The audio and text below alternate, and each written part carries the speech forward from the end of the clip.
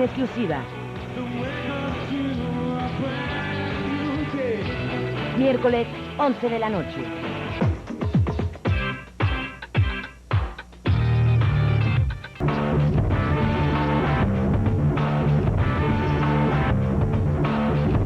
En 1977, un grupo de 6 amigos recién egresados de la preparatoria deciden recorrer Australia para componer, ensayar y tocar en hoteles y bares de pueblos de mineros.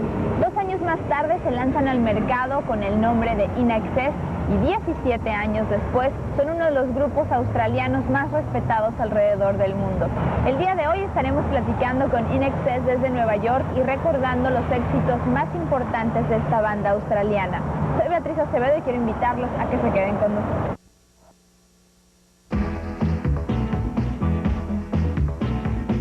First of all, congratulations on 17 years together. How did one accomplish that? 17 years together and the same band members. Any ideas, guys? Still working it out.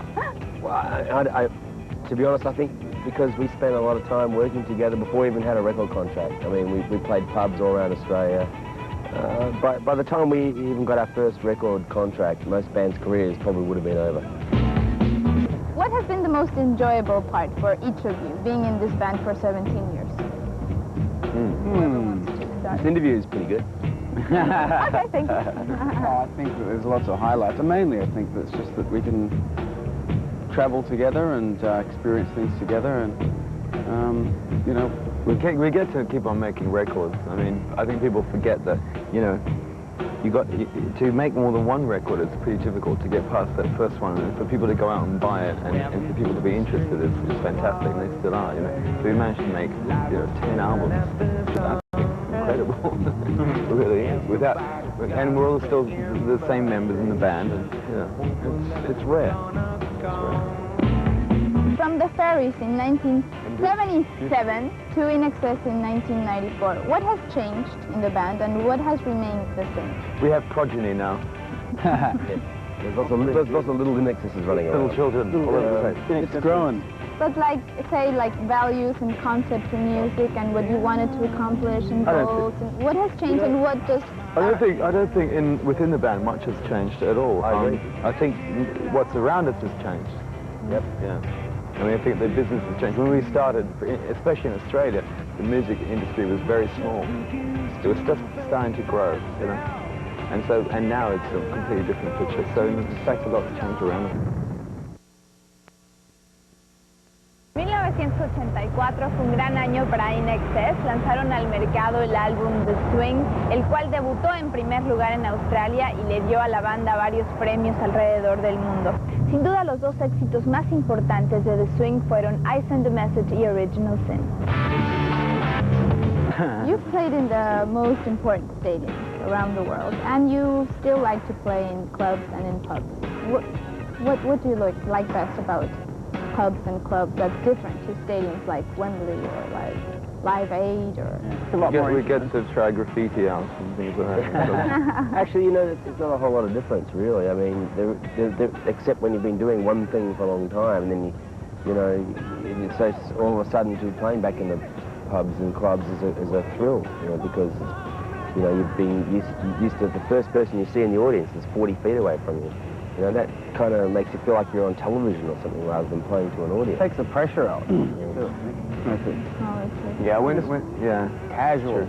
When you pay to 70,000 people, they've all paid, you know, $60, $70, and they're a long way away, and you have to go out with a whole different psychology. You have to make sure that person right at the back really gets their money's worth, you know.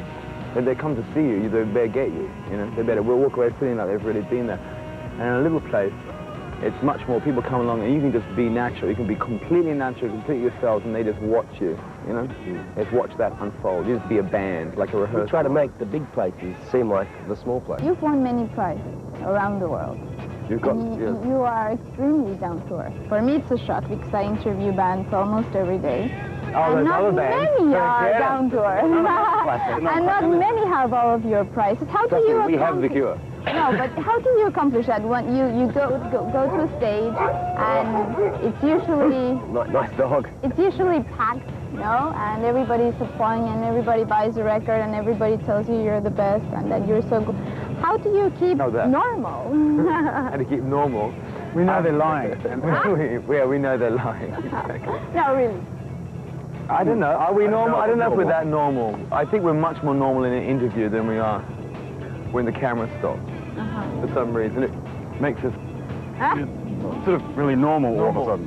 Normal. No, I think everyone helps each other. I'm not. Except him. We'll beat anyone up. Who doesn't think we're really normal? Yeah. No, I don't know. That's a good question, and it's a complimentary question because I think we are. I don't know if we're normal, but I think we're pretty realistic, and I think we know ourselves pretty well. I think being an Australian band and, you know, playing the pubs of Australia, you don't get a chance. There's no star trip going on there. There's no chance for it. It doesn't work, you know. So that's our conditioning. If we were the same band and grew up in LA, we might be different people or something, you know, somewhere like that. I think we probably would be quite different. You've been named the best live band many times.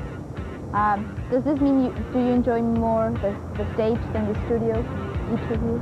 Yeah, we love both. I mean, they're both just as exciting. It's great to be in a studio and have an album that's going to last forever. I mean, a show, unless you film it, is forgotten next day. Well, maybe a week later.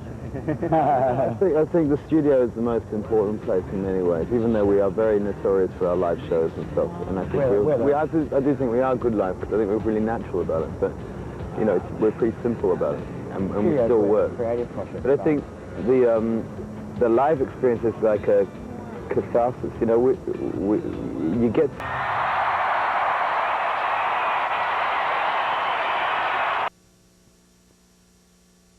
En 1985, INXS lanza al mercado su primer disco millonario en ventas, titulado Listen Like Thieves, y es a partir de aquí que sus conciertos empiezan a ser sumamente comentados, no solamente por sus seguidores, sino por la crítica especializada, nombrando a INXS como la mejor banda en el mercado en vivo.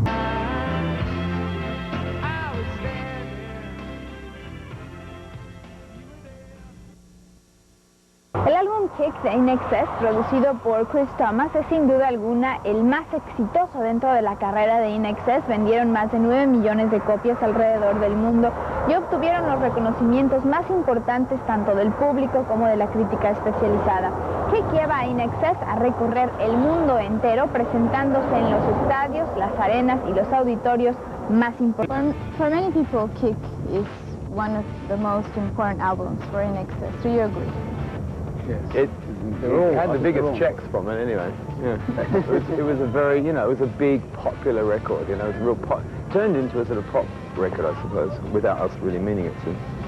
So, you know, I guess there's all kinds of success. With Kick, a lot of people went out and bought it, you know. It's like people who buy, you know, when records get really, really big, the people who buy them are like movable feasts, you know, and next month they'll be on something else, and next month, you know, they're big buyers, you know, of records. You know? You get caught up into that storm, you know, and it's quite a big trip. It's exciting, and we had a great time with that. And then, you know, we moved into different styles of music, I think, and tried different things. And, you know, it's funny. Before we ever released a record, the most important thing to us was how many people there was in the crowd. You know, it was about how many people that were in front of the stage in the pub where we played. If the pub was packed, that was what was important to us, and that's how we got signed. And in many ways today, that's still how we gauge our success. You worked with Chris Thomas again, why? Yeah, actually, we hadn't worked with Chris for a while, but it was good to work with him again on this. Father Chris Thomas. Father Chris Thomas, yeah. Yeah, it was good to work with him.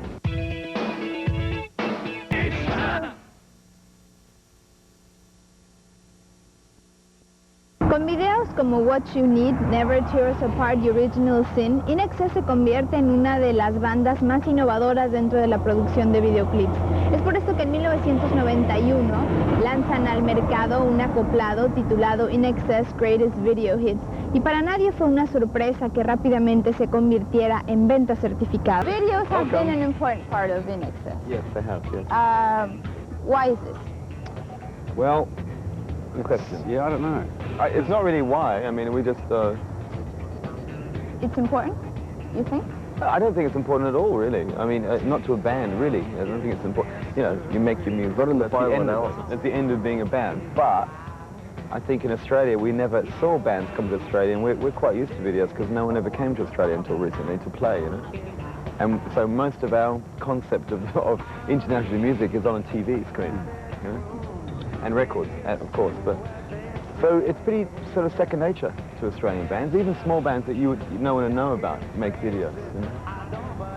And we enjoy making them. They're our medium. They're our tools of the trade as well as guitars and bass and drums. Do you participate much in the concept of your videos? Because they're very good. Some more than others. Yeah. Sometimes we do. Sometimes it's extremely technical. Yeah, that's right. Sometimes, you know, the director is the only guy who really knows what's going to happen in the final picture.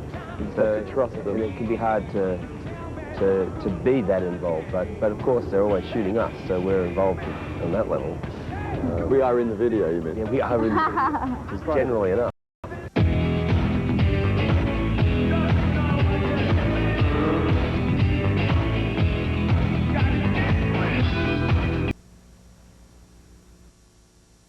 What keeps you motivated after 17 years to wake up and be still wanting to keep on doing music and on touring and on doing albums and all of this? Still love it. Still love music. I mean, there's still music that's coming out that's inspiring, you know. And music's always evolving and growing, and thank God. Other people's music is really inspiring. En 1994, 17 años después de su formación, INXS alcanza nuevamente un momento histórico, lanzando al mercado un disco con temas clásicos, temas favoritos de la banda y algunas canciones inéditas producidas nuevamente por Chris Thomas. How did you choose your favorite songs in this new album? It wasn't, favorite songs from the band, because everybody says it's kind of hard to choose a favorite song. It's like a son or... Yeah, it is. Well, we just listened to everybody, and we wanted to hear what fans had to say, and the band put our own decisions on what we wanted, and we just had as much help as we could, because it's just really hard to make a short list when there's so many songs to choose from. Yeah. And as it is, there's still you know, a few missing that people would like to see on it, but we only have so much space, so it was tricky. And what's your favorite song? It changes every day. Suicide Blonde is one of my favorites. El nuevo disco de INXS no solamente es un tributo para la banda, sino también para los fans que han estado con ellos desde 1977 y que han crecido en cantidad a lo largo de los años. Soy Beatriz Acevedo, gracias por habernos acompañado en este programa especial dedicado a la música de INXS.